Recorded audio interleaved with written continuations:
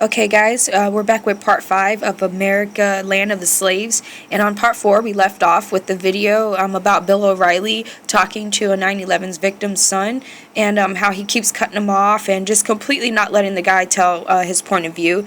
And basically just showing that, mainstream media, this is what they do to people who are trying to spread the truth. They don't want the masses to know what's really going on, so they either make up stories about real things that are going on and lie about it, or they try to misconstrue people's perceptions on what's going on. So yeah, we're going to continue. Rationalize his narrow right-wing agenda. You evoke sympathy with the 9/11 families. That's a bunch of crap. So I've done more for the 9/11 families, by their own admission. I've done more for them than you will ever hope to do. Okay. So you keep your mouth shut when you sit me exploiting those people. You're not And representing I never represent you. You know why? Why? Because you have a warped view of this world and a warped view of this country. Well, explain that. I'm going to let it go on, but I just wanted to make a comment too. But why would he say you have a warped view of this country and what's going on? I mean, why does it have to be warped? Because he's questioning on a national thing that happened to us that we've known. People who question it they are very well educated in false flag attacks and so on. So why would you do this guy like this? You know, it's insane. But we'll continue.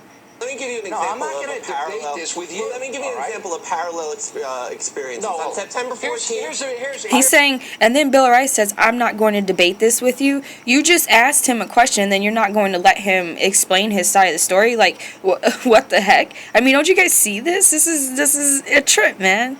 September 14th. Here's the record, all right? You didn't support the action against Afghanistan to remove the Taliban. You were against it. Why would I want to brutalize and further punish the people in Afghanistan? Who killed your father? The people in Afghanistan didn't father. kill my father. Sure they did. Do you hear what Bill O'Reilly just said? He says the people in Afghanistan killed this guy's father. So apparently everybody in Afghanistan was a part of 9/11 now.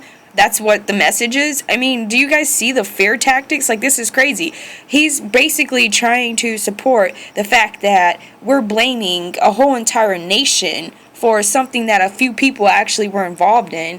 It might have even been members of our own government. You know, how could you just say this person has a warped point of view from that when he's not the only person that feels this way? And there's a lot of evidence to support it. The Al-Qaeda people were trained there. The Al-Qaeda people? What about the See, I'm more angry about So because the Al-Qaeda people were trained there, it's okay now for us to go and bomb this whole entire country. I mean, really? I just... Then you are. So what about George Bush? What about George Bush? He had nothing to do with it. The director, senior, as director. He had nothing to do with the people that trained 100,000 mujahideen who were... I hope your mom isn't watching this. So you see how he brings up his mom, like this emotional thing to cut him off from what he's saying, that basically Bush was in charge of basically training these Al-Qaeda members, and we were supporting them and so on and so forth at one point in time, which we kind of still are right now. And this guy goes on to talking about, I hope your mom's not watching this right now. Like, really? I hope your mom... What kind of comment is that? Dude, this is national television. This guy is presenting the news almost every single day, and this is what he's doing to people who are simply just trying to spread truth and speak up for people who have died for wrong reasons, you know. I hope your mother is not watching this. It's unfair for O'Reilly to evoke both my mom and my father in the interview, especially when I wasn't. You know, I mean, my mom is a grieving widow for a prematurely and a violent, horrific turn in their lives. My dad was only 55.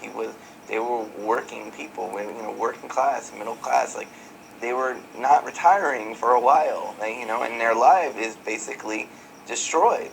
Their life together is destroyed in circumstances that I wouldn't wish on my worst enemies, including Bill O'Reilly. Because that's it. I'm not going to say anymore. Okay. In respect for your father... September 14th, you want to know what I was doing? Shut up. Please don't tell me to shut up. As respect